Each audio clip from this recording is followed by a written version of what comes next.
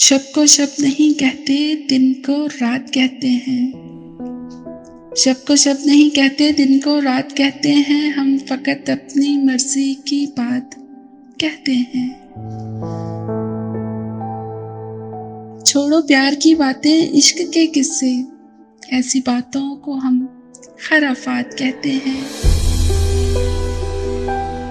वो जो हमने खाया था वो तो धोखा था, पर जो आपको मिला उसे शाहमात कहते हैं। हम नहीं रखते किसी से भी वफ़ा की उम्मीद, हम जहाँ रहते हैं उसे औकात कहते हैं। वो जो वफ़ाओं के बदले जफ़ा देता है, वो जो वफ़ाओं के बदले जफ़ा देता है, सादा लफ्ज़ों में उसे बदज़ात कहते हैं।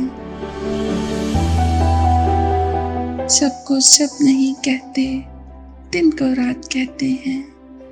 अब हम फ़कत अपनी मर्ज़ी की बात कहते हैं।